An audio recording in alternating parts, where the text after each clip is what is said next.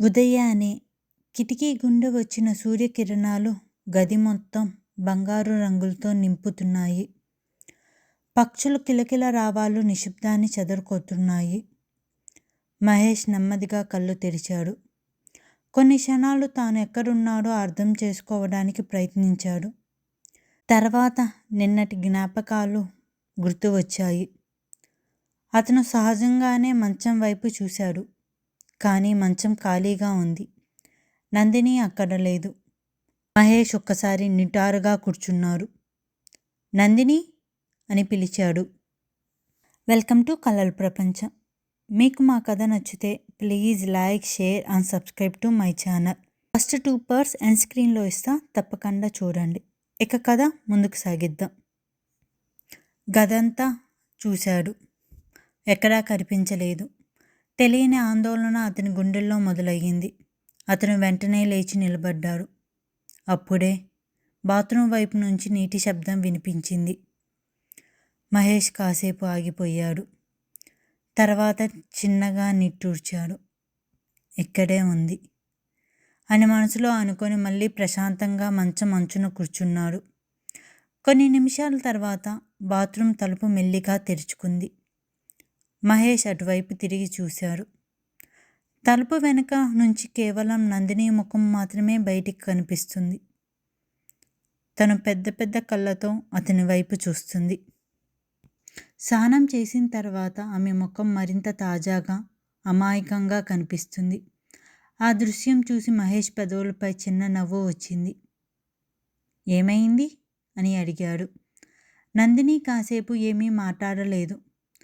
తర్వాత మెల్లిగా తల వంచింది. నా దగ్గర బట్టలు లేవు. తన స్వరం చాలా చిన్నగా ఉంది. సిగ్గుతో కళ్ళను కూడా పైకి ఎత్తలేకపోయింది. మహేష్ ఒక్క క్షణం ఆమెను చూసి నవ్వుకున్నాడు. అంతేనా? ఒక్క నిమిషం అని చెప్పి వార్డ్రోబ్ దగ్గరికి వెళ్ళాడు. అక్కడి నుంచి ఒక తెల్లటి షర్ట్ తీసుకొని వచ్చాడు. తిరిగి వచ్చి తనకి అందించాడు. ఇది వేసుకో, ఇప్పటికి సరిపోతుంది. నందిని ఆశ్చర్యంగా అతని వైపు చూసింది. థ్యాంక్స్ అని మెల్లిగా చెప్పి షర్ట్ తీసుకుంది. తర్వాత మళ్ళీ తలుపు మూసుకుంది. కొన్ని నిమిషాలు తర్వాత బాత్రూమ్ తలుపు మళ్ళీ తెరుచుకుంది. ఈసారి నందిని పూర్తిగా బయటికి వచ్చింది. మహేష్ షర్ట్లో క్యూట్గా ఉంది. మహేష్ చేతిలో ఉన్న ఫోన్ పక్కన పెట్టి ఆమె వైపు చూశారు. ఆ తర్వాత కొన్ని క్షణాలు అతను ఏమీ మాట్లాడలేకపోయాడు. అతని తెల్లటి షర్ట్ ఆమెకి కొంచెం పెద్దగా ఉంది. తడిగా ఉన్న జుట్టు భుజాలపై జారుతుంది. మేకప్ లేదు. భారీ ఆభరణాలు లేవు. నిన్నటి పెళ్ళి అలంకరణ లేదు. అయినా ఎందుకో తను మరింత అందంగా కనిపించింది. చాలా సహజంగా, చాలా ప్రశాంతంగా. నందిని మాత్రం అతన్ని చూపును గమనించి ఇబ్బందిగా తల వంచుకుంది. ఏం చేస్తున్నారు అని మెల్లిగా అడిగింది. ఆ ప్రశ్నతో మహేష్ ఆలోచనల నుంచి బయటికి వచ్చాడు.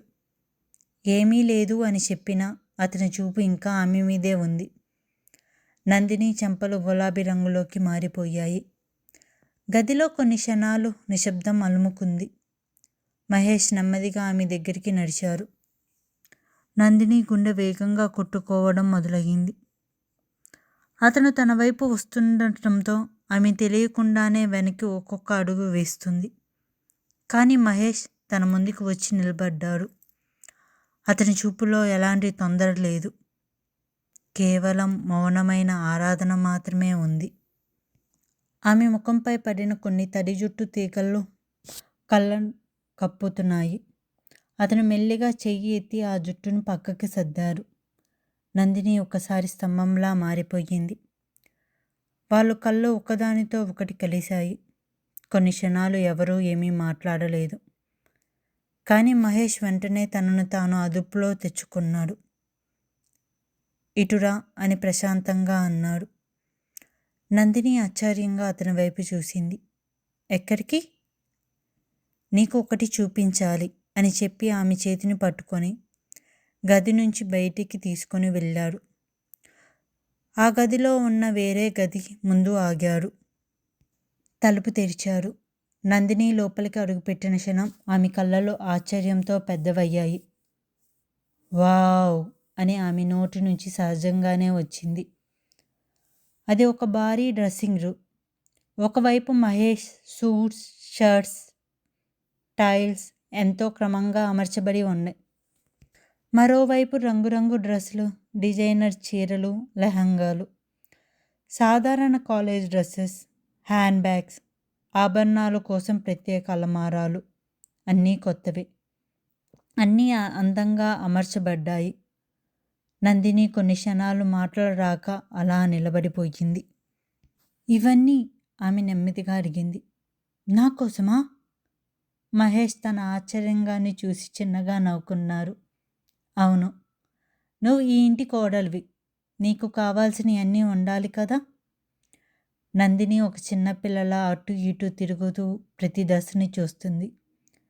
తన ముఖంలో కనిపిస్తున్న ఆనందం చూసి మహేష్ చూపు మృదువుగా మారింది.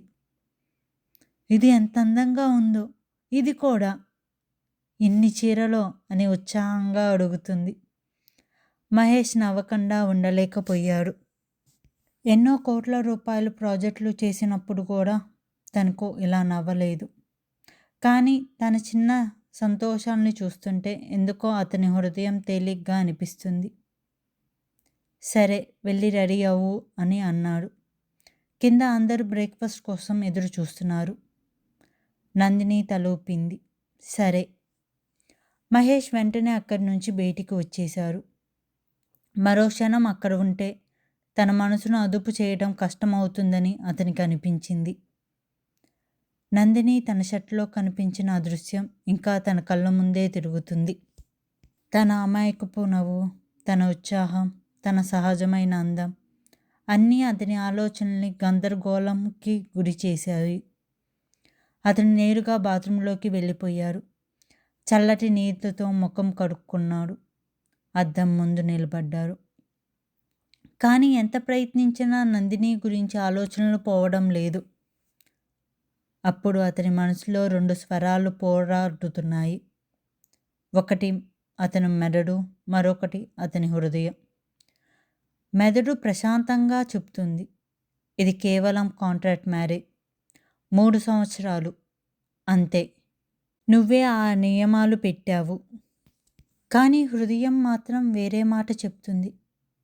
కాంట్రాక్ట్ అయినా పెళ్ళి నిజమే. తను ఇప్పుడు నీ జీవితంలో భాగం. తను నవ్వుతే ఎందుకు సంతోషంగా అనిపిస్తుంది? తను కనిపించకపోతే ఎందుకు వెతుకుతున్నావు? తను సంతోషంగా ఉంటే ఎందుకు నీకు ప్రశాంతంగా ఉంది? మహేష్ గట్టిగా కళ్ళు మూసుకున్నారు.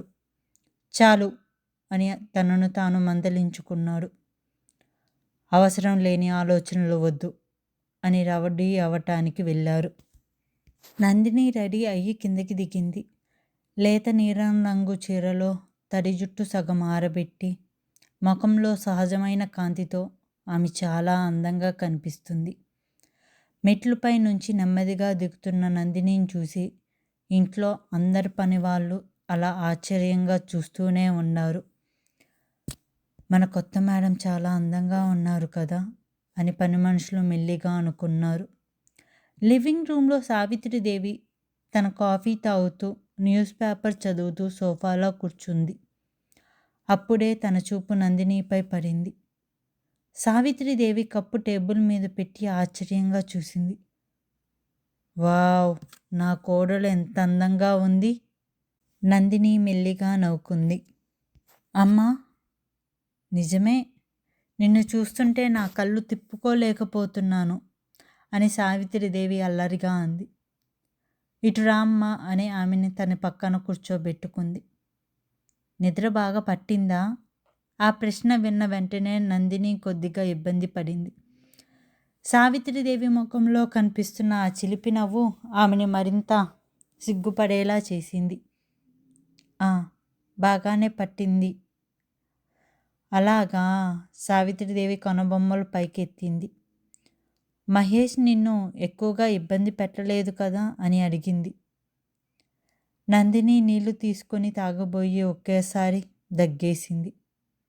అమ్మా, అని సిగ్గుతో ఉంది. సావిత్రిదేవి పెద్దగా నవ్వింది. అయ్యో దేవుడా, ఈ సిగ్గు చూస్తుంటే నాకు అర్థమైపోతుంది. ఏమర్థమైంది? నేను చెప్పను కదా అని మరింత ఆట పట్టించింది. నందిని ముఖం ఎర్రబడిపోయింది. సావిత్రిదేవి ఆమె తన చెయ్యం పట్టుకొని ప్రేమగా నిమిరింది. నువ్వు వచ్చాక ఈ ఇల్లు ఎంత మారిపోయిందో తెలుసా? ముందు ఇక్కడ నిశ్శబ్దమే ఉండేది. మహేష్ ఉదయం ఆఫీస్, రాత్రి పని, అంతే. ఇప్పుడు ఇంటికి జీవం వచ్చినట్లు అనిపిస్తుంది. నందిని మెల్లిగా నవ్వింది. అసలు ఒక విషయం చెప్పు. సావిత్రిదేవి దగ్గరగా వంగింది. మహేష్ నిన్ను మొదటిసారి చూసినప్పుడు ఎలా ప్రపోజ్ చేశారు? అసలు ఎవరు ప్రపోజ్ చేశారు? మీరెప్పుడు కలిశారు? అన్నీ చెప్పు. నందిని ఒక్కసారిగా భయపడింది. ప్రపోజ్? అవును, ఎలా ప్రపోజ్ చేశారు? నందిని తడుపడుతూ ఏదో చెప్పబోయేలోగా అంతలోకి మహేష్ మెట్లు దిగి కిందకి వచ్చారు. అమ్మా అంటూ సావిత్రిదేవి పక్కన కూర్చున్నారు. తన కళ్ళతోనే నందినికి సైకిల్ చేశారు. నేను చూసుకుంటా, నువ్వు టెన్షన్ పడకు అని. నందిని కొంచెం రిలాక్స్ అయ్యింది. అంతలోపు పని మనిషి కాఫీ తెచ్చిచ్చింది. ఇద్దరూ తీసుకున్నారు. మహేష్ మెల్లిగా తాగుతూ మాట్లాడుకున్నారు. అమ్మా, ఈరోజు నాకు ఇంపార్టెంట్ మీటింగ్ ఉంది, ఆఫీస్కి వెళ్ళాలి. ఆ మాట వినగానే సావిత్రిదేవి కోపంగా అరిచింది. నీకు పెళ్ళయిందిరా? నిన్నే. ఈరోజు ఆఫీస్ ఏంటి? నందినితో కలిసి బయటికి వెళ్ళండి, అటు ఇటు తిరిగి రండి. అమ్మా అంటూ మహేష్ చేతులు పట్టుకున్నారు. నేను నందినికి చెప్పాను, తను ఒప్పుకుంది. నువ్వు కంగారు పడుకు, మేము బయటికి వెళ్తాం నా వర్క్ అవ్వంగానే అని మెల్లిగా మాట్లాడారు. నువ్వు టాబ్లెట్స్ వేసుకో, నీ ఆరోగ్యం చూసుకో. నందిని, అమ్మ జాగ్రత్త. నేను వెళ్ళి వస్తాను అమ్మా అని సావిత్రిదేవికి చెప్పారు. సావిత్రిదేవి ఎమ్మటనే, నాకు కాదు చెప్పాల్సింది, నీ భార్యకి అని మెల్లిగా ఆట పట్టించింది. మహేష్ మెల్లిగా వెళ్ళి వస్తా అని చెప్పారు. దానికి సావిత్రిదేవి, ప్రేమతో చెప్తారు అని మరీ ఇంత ఆట పట్టిస్తుంది. మహేష్ నందిని చేయి పట్టుకొని మెల్లిగా తన చెవిలో చెప్పారు. నందిని సిగ్గుతో తలదించుకుంది. కారు వెనక సీట్లో కూర్చుని ల్యాప్టాప్ తెరిచినా అతని చూపు స్క్రీన్పై నిలవలేదు. కళ్ళ ముందు పదే పదే ఒకే అమ్మాయి చిత్రం కనిపిస్తుంది, నందిని. లేత నీలం రంగు చీలలో ఆమె నవ్వు, బాత్రూమ్ తలుపు దగ్గర కనిపించిన ఆ అమాయకపు ముఖం, అతని ఇచ్చిన షర్ట్ వేసుకుని బయటికి వచ్చిన ఆ రూపం, అన్నీ తన తలలో తిరుగుతున్నాయి. ఏమవుతుంది నాకు? అతను తానే ప్రశ్నించుకున్నారు. ఇది కాంట్రాక్ట్ మ్యారేజ్ మాత్రమే, ఇలా ఆలోచించడం సరైంది కాదు. కానీ ఎంత ప్రయత్నించినా ఆమె ఆలోచనలు వెళ్ళడం లేదు. అదే సమయంలో మ్యాన్షన్లో నందిని సోఫాలో కూర్చొని టీ తాగుతుంది. సావిత్రిదేవి పక్కనే కూర్చొని అతను ఆమె వైపు చూస్తుంది. నందిని? అమ్మా. నాకు ఒక ఐడియా వచ్చింది. నందిని ఆశ్చర్యంగా సావిత్రిదేవి వైపు చూసింది. ఏమిటమ్మా? సావిత్రిదేవి కాఫీ కప్పు పక్కన పెట్టింది. హనీమూన్. నందిని ఒక్కసారిగా ఉలికిపడింది. ఏమిటి? హనీమూనే అని సావిత్రిదేవి మళ్ళీ నవ్వుతూ చెప్పింది. నా కొడుకు ఇక్కడ ఉంటే పని పని అంటూ ఆఫీస్ చుట్టూయే తిరుగుతారు, అసలు నిన్ను పట్టించుకోరు. సో మీరు ఇప్పుడు హనీమూన్ వెళ్ళాల్సిందే అని గట్టిగా చెప్పింది. మేము తర్వాత వెళ్తాము అని నందిని చెప్పింది. కానీ సావిత్రిదేవి ఆ మాటలేమీ పట్టించుకోకుండా తన ఫోన్ తీసి టికెట్స్ బుక్ చేసింది. నందిని షాక్తో అలానే చూస్తుంది. ఏమి చేయాలో తనకి అర్థం కాలేదు. అదే సాయంత్రం ఆఫీస్ క్యాబిన్లో మహేష్ ఫైల్స్ చూస్తూ ఉన్నారు. అప్పుడే అతని ఫోన్ మోగింది. నందిని అనే పేరు స్క్రీన్పై మెరిసింది. మహేష్ ఫాస్ట్గా లిఫ్ట్ చేశారు. హలో. నందిని మెల్లిగా మాట్లాడుతూ, మీ అమ్మగారు మన హనీమూన్కి ప్లాన్ చేస్తున్నారు. ఏమి చెప్పను అని మెల్లిగా అడిగింది. ఒక క్షణం మహేష్ ఆగిపోయారు. హనీమూన్? మహేష్ ఫోన్ పట్టుకొని నిశ్శబ్దంగా ఉన్నాడు. అతని మెదడు వెంటనే చెప్పింది, ఇది అవసరం లేదు. నువ్వు కంగారు పడకు, నేను ఇంటికి వచ్చిన తర్వాత అన్నీ చూసుకుంటా. నువ్వు నార్మల్గా ఉండు అని ధైర్యం చెప్పారు. నందిని మెల్లగా ఓకే అని చెప్పి కాల్ కట్ చేయబోగా, ఆగు అని మహేష్ మధ్యలో ఆపారు. నువ్వు తిన్నావా అని అడిగారు. నందిని షాక్ అయ్యింది. తిన్నాను అని సమాధానం ఇచ్చింది. మీరు తిన్నారా అని అడిగింది. తిన్నాను. ఎందుకో మహేష్కి నందిని కాల్ కట్ చేయడం నచ్చలేదు. అందుకని ఏదో ఒకటి మాట్లాడాలని మాట్లాడుతూనే ఉన్నారు. అలా చాలాసేపు మాట్లాడిన తర్వాత కాల్ కట్ చేశాడు. సాయంత్రం మహేష్ ఆఫీస్ని పూర్తి చేసుకొని చాలా టైర్డ్గా ఇంటికి వచ్చారు. సోఫాలో కూర్చున్న సావిత్రిదేవిని చూసి మెల్లిగా నవ్వారు. అప్పుడే వంటగదిలో నుంచి కాఫీ తీసుకొని బయటికి వస్తున్న నందినిని చూసి ఒక క్షణం ఆగిపోయారు. వాళ్ళిద్దరు కొన్ని క్షణాలు కళ్ళల్లోనే మాట్లాడుకున్నట్టు అంటున్నారు. మెల్లగా వచ్చి సావిత్రిదేవి పక్కన కూర్చున్నారు. నందిని వచ్చి కాఫీ ఇచ్చింది. తన పక్కనే కూర్చుంది. అప్పుడే సావిత్రిదేవి మాట్లాడుతూ, కన్నా, నువ్వు అమ్మాయి హనీమూన్కి వెళ్ళాలి. నేను అన్నీ బుక్ చేశాను. రేపే మీ ప్రయాణం, వెళ్ళి త్వరగా పడుకోండి అని చెప్పింది. మహేష్ ఏమీ మాట్లాడకుండా ఒప్పుకున్నారు. దానికి నందిని బాగా షాక్ అయ్యింది. అలా ఇద్దరు అక్కడి నుంచి వెళ్ళిపోయారు. నందిని మనసులో ఎన్నో ప్రశ్నలు. ఏమీ మాట్లాడలేదు ఏంటి, వాళ్ళ అమ్మతో హనీమూన్ గురించి అనుకుంది. కానీ చాలా సైలెంట్గా మహేష్ వెనక మెట్లు ఎక్కి వాళ్ళ గదిలోకి వెళ్ళిపోయింది. రూమ్ డోర్ మూయగానే మహేష్ నందిని వైపు చూశారు. నాకు తెలుసు నీ మనసులో చాలా క్వశ్చన్స్ ఉన్నాయని. నేను ఫ్రెష్ అయ్యాక వచ్చి మాట్లాడుకుందాము అని చెప్పి తాను బాత్రూమ్ వైపు వెళ్ళారు. నందిని మంచం మీద కూర్చొని బాగా ఆలోచిస్తుంది. మహేష్ ఫ్రెష్ అయ్యాక వచ్చి తన పక్కనే కూర్చున్నాడు. ఇప్పుడు ఏం అడగాలనుకుంటున్నావో అడుగు అని నందిని వైపు చూసి అడిగారు. మీరు ఎందుకు ఒప్పుకున్నారు అని నందిని మెల్లిగా అడిగింది. మహేష్ ఎందుకు ఒప్పుకున్నారో తెలుసుకోవాలంటే నెక్స్ట్ పార్ట్ చూడాల్సిందే. మీకు మా కథ నచ్చితే please like, share and subscribe to my channel. Thank you.